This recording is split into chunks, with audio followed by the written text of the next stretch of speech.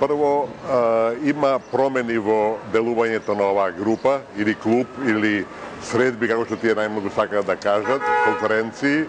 Од пред 2 години тие веќе ги објавуваат темите за кои разговараат.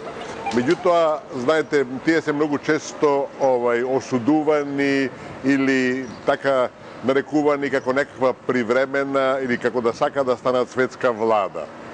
Тие фактички се една светска влада во сенка, бидејќи на нивниот дневен ред се најактуелните проблеми со кои е соочен светот, каде највлијателните, една одбрана светска елита разговара најотворено за сите нив и затоа нема медиуми и слуша што другите кажуваат. Значи, еден, што би рекле, брейнсторминг, едно бомбардирање на мозоците, каде се формулираат, се систематизираат начини и прво идеи, па начини, предлози, можности како да се решават светските проблеми. Например, ќе го земеме случајот кога на нивниот дневен ред во 2008 година беше сајбер тероризмот. После неколку години тој беше главна тема и на самитот во НАТО.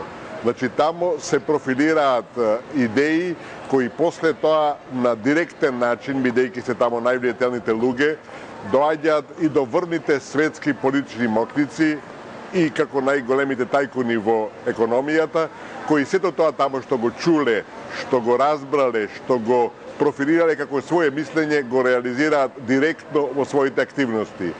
Меѓу попознатите, например, моменти е нивното обвинување дека се директни иницијатори на војната за Косово, односно бомбардирањето на Србија. Веројатно, дел од тоа е точно, меѓутоа не директно, туку индиректно. Бидејќи во тој период беше Србија и Милошевиќ една закана светска, тие сигурно разговарале на таа тема, сигурно развиле идеи и можности и начини како да се реши и крајот се знае, дојде до бомбардирање на Белград и на цела Југославија. Украина ќе биде една од темите според британските медиуми, но интересен е фактот што досега во овие 60 години ниту еден македонец, македонски граѓанин не бил дел од овој клуб, а за споредба само оваа година тројца врвни грчки бизнисмени, политичари, опинион мејкери беа во Копенхаген. Што тоа значи за Македонија? Можеме ли да очекуваме некаква поддршка од таму или можеби со ова само ќе зајаклат спекулациите дека и Македонија може да биде жртва? Нема никакви дилеми дека Македонија била тема на овие средби. Не случајно грчкото присуство тамо. Во 2009 година тамо беше и тогашниот премиер Караманлис, а сега ги има дори тројца, затоа што кризата во Грција се уште е клучна и за развојот на Европа и поготово за опстанокот на еврото.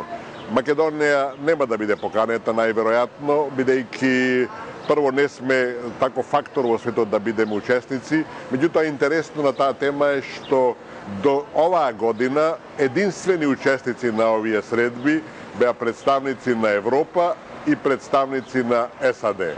Значи, 2/3 по правило беа од Европа и 1/3 беа од САД. Од скупно од 120 до 150 учесници на средбите. Меѓутоа, за прв пат во нивната историја годинава беше поканета и Кина, учествуваше еден професор од Пекинскиот универзитет и еден министер со ранг на министер представи на Кина.